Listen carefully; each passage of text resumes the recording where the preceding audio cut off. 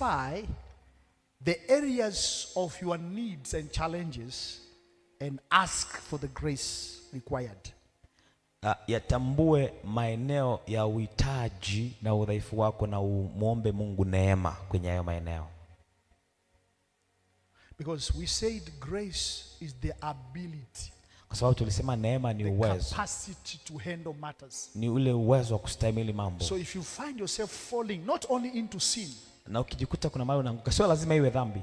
It might be examinations. Sasa kawa ni kwenye mitihani. There is this supplementary exam that you keep on repeating. Kila mara unarudia mitihani ile. There is this thing that you know. There is this boyfriend that you know. It's not the one that God want me to have. Unajua kabisa huyu mwanaume usio wa Mungu. Is wasting my time. Anapoteza muda wangu. But every time you want to say to him that I don't want to be with you, you say it but you cannot practice it. Ukitaka tunaachana sasa. Only one phone call, he calls you baby and you are melted. Akishapiga simu tu hamna kitu. Now you go to God. Sasa unaenda kwa Mungu. If this person is Elisha, you say, oh God, sasa kama huyu mtu, I want the grace to deny this man. Ninaomba neema ya kumkataa huyu mtu. Are you hearing me? Identify the areas of your need. Tafuta maeneo ya uhitaji wako na uombe. Ask for the grace. But you know, it takes humbleness. Inahitaji neema, unyenyekevu. For you to be able to pray that prayer. Ili uweze kuomba aina hiyo ya maombi. If I make somebody stand here. Kwa mfano nikimuinua mtu. And I ask him. Nikamuuliza. What do you need God to do for you? Nini Mungu unataka kufanyia? Some people will say I need wisdom. Nahitaji hekima. You are not Solomon. Wewe sio Solomon. Ask for money. You know you don't have money. Ask for it. Say I need money. Amen. I need the catalyst of grace in the motion of power and anointing of the Spirit. No. Just speak what you need. Kuwa halisi, sema unachokihitaji. Be honest to God. Kuwa mkweli mbele za Mungu. I need a husband. Nahitaji mume. Hallelujah. Amen.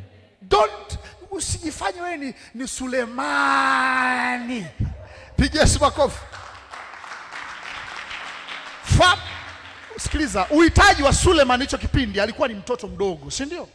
Alikuwa ni mtoto mdogo na amepewa nafasi ya uongozi. Alikuwa anatafuta neema, anasema nipe hekima ya kutoka na kuingia ili niwaamue watu wako. Alikuwa amepewa nafasi kubwa. Ndio maana akaomba wisdom.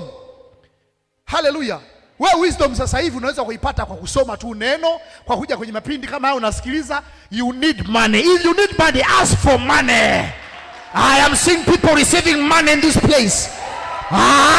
You need a husband, receive your husband. Kama unaumwa, you need healing. Say I need healing. Are you hearing me? Be honest to God. Identify the areas of your need and ask for the grace of God. This is what I need. Are you hearing me? Yes. Acha kuzugazuga. Oh, ninahitaji sijui nini. Una wapi wewe? Tunajua unataka kuolewa. Sema nataka kuolewa baba. Are you hearing me?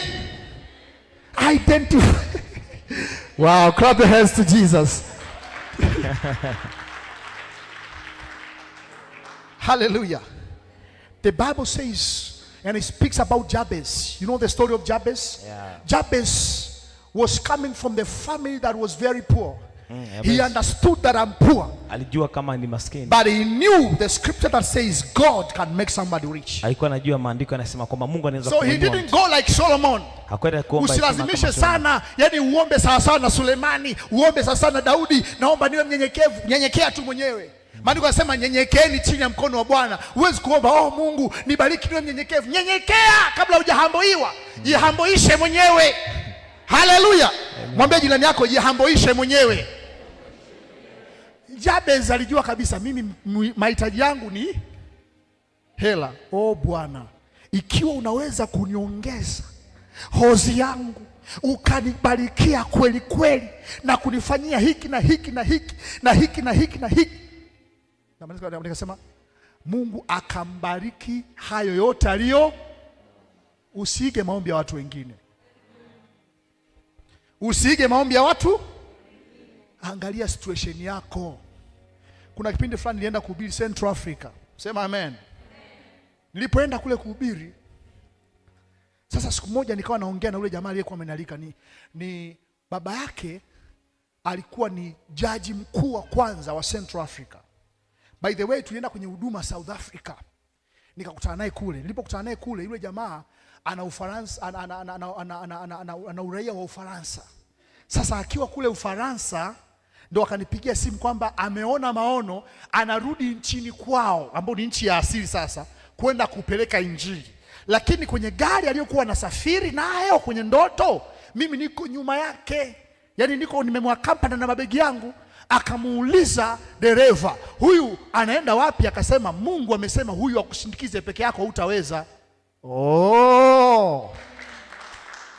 Kwa jamaa akanilipia tiketi, hela ndefu, nadhani kwa kama milioni 2.9 kwenda na kurudi. Nikaenda Central Africa. Tukafanya mkutano siku 26. Hallelujah.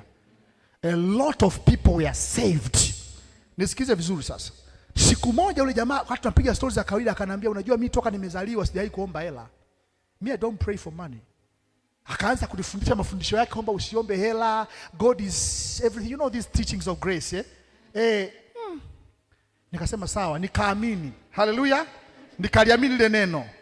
Nilipoenda kulala nikaota tupo tunaogelea na yule jamaa. Jamaa anaenda maji ya mbali kweli. Mimi kwa asili najua kuogelea. Lakini nikaona jamaa anaenda maji ya mbali, afu mimi sasa kwenye ndoto sijui kuogelea kufika kule kiwango. Nikashtuka.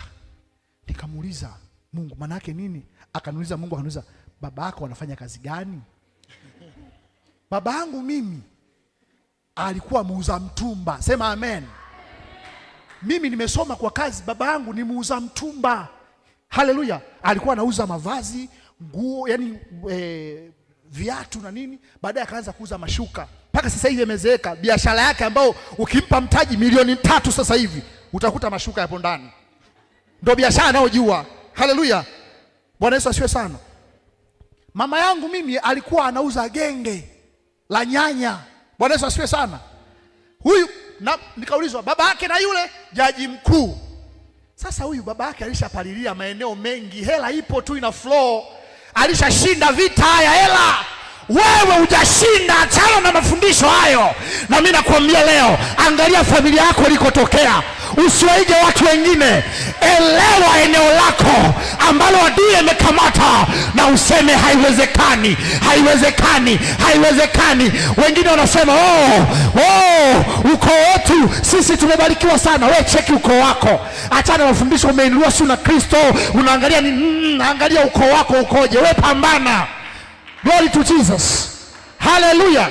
Maandiko yanaeleza wazi kabisa, spiritual battles are there. Wickedness are there. Look at your life. Elewa tatizo lako kwenye maisha ni nini? Simama uombe. Hallelujah. Nitaka kuingia mkenge, nianze kuwa nakili tu. Nimebarikiwa kwa baraka zote za rohoni. Bro, paka hizo baraka za rohoni zitokee, kuna mambo lazima upush. I'm telling you the truth.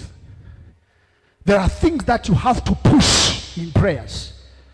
Lazima uombe.